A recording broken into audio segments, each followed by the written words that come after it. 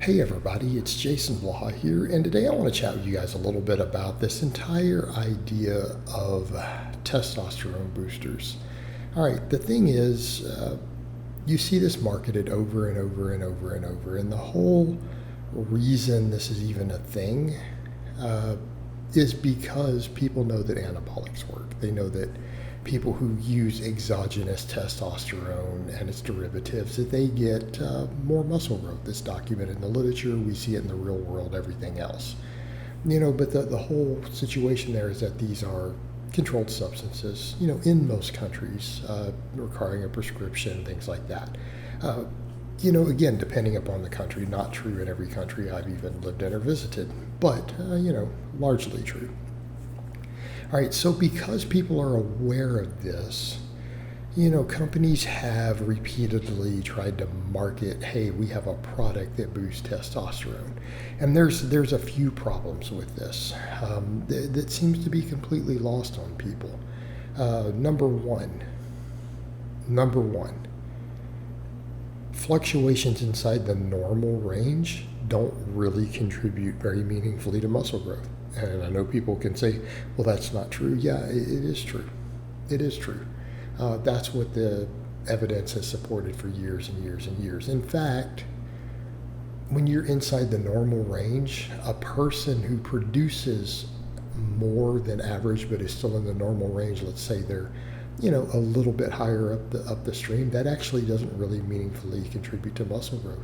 So that's not the reason some people gain muscle faster than others. People notice that. They're like, well, this person gains muscle easier than that person, so it must be because of the testosterone. Well, usually not. It's oftentimes not that big of a factor. There's a lot of other genetic factors going on. There's other lifestyle factors going on. Okay? It could just be that person just simply trains harder. It could be that person recovers better than other people for a variety of reasons. Right? They just have a better work capacity. Right? That matters. Those things matter. They absolutely matter. And the reality is, it's funny. I mean, I've seen people who gained muscle pretty easy. They were pretty jacked. And guess what? Who've actually turned out to have low testosterone. Like, it does happen. It's just not as big of a factor as people have made it out to be. And I'm sorry, but that's just the reality. And I'm not saying it's not important at all. I'm saying it's been way overhyped in the normal range. So therefore, if these products are going to claim to work and do much of anything, they would need to take you outside the normal range, up into the enhanced range. The problem is, I don't think people realize how high the enhanced range really is. They've been misled until you start seeing influencers who admit what they do, and then you realize, well, wait a minute, that person's not just at double the normal range. And good luck trying to even engineer a product to do that. They would boost your production that high. Come on, there's nothing even theorized that's doing that. Okay, I want that to be clear also. A lot of the hypothetical test boosters, the claims they make, they're not putting you that high. Like, when you realize that influencer, they might be 10 times the normal range, not 10% higher, not 20% higher, 1,000% higher. Well, there's a bit of a problem for you. That's not just a little small amount. That's not even a double. That's way, way, way, way up there. Okay. A lot of these products are claiming, smaller things, 10%, 40%, 50%, right? Way smaller than what we're talking about over there. Way smaller. Here's the other problem with it. When they're looked at in peer-reviewed literature, these products don't really pan out to do that. Okay? They don't really seem to cause those sort of boosts. There have been some of these products that over the years, like maybe one study was looking at one small group of test subjects, and they said, oh, well, there seems to be an average of a 40% boost, right? But it will be in some interesting demographic, like looking at 6 endurance cyclists who had kind of low testosterone levels already from the overtraining. and the like really low body fat overtraining from the huge amount of conditioning work they're doing, right? But you don't know what else was going on in that situation because you've seen stuff like that, like D-aspartic acid that happened with whatever, a 40% boost. But they boosted them into the middle of the normal range. Like their boost didn't put them at the top of the normal range or above it. It put them up in the middle. But that was a single study done in like Italy or something, if I recall, on some Italian cyclists. All right. People say, well, that's not bad, that's something. Yeah, but then other studies tried to test it, and some studies found no increase, nothing, not a 40, but a 0.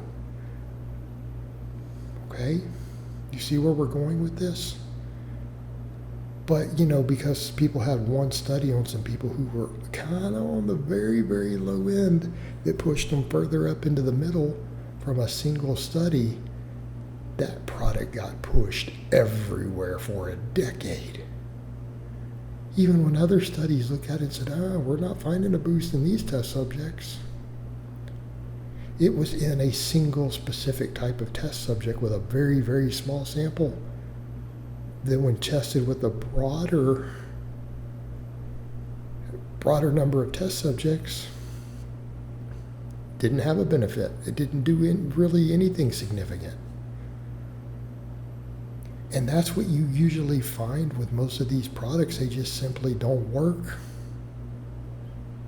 They simply don't work. Then we go to certain pharmaceuticals that boost it, and guess what? I'm not going to go into specifics and name any specifics just because that could be, problems for certain social media that I'm going to upload this on, okay? But sometimes some of the pharmaceuticals that boost production, not just adding testosterone, have other sides to where things like they lower total IGF-1. Well, the net result is, in spite of the testosterone increase, is that potentially less total muscle protein synthesis. So they inhibit your gains in some cases, in spite of your testosterone itself going up.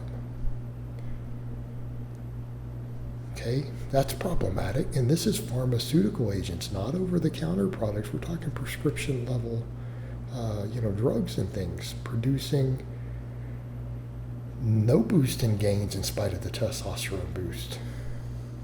Okay, this is problematic. It's not something that works. This is an entire area of scam products, and it has been for decades. Stop buying into it.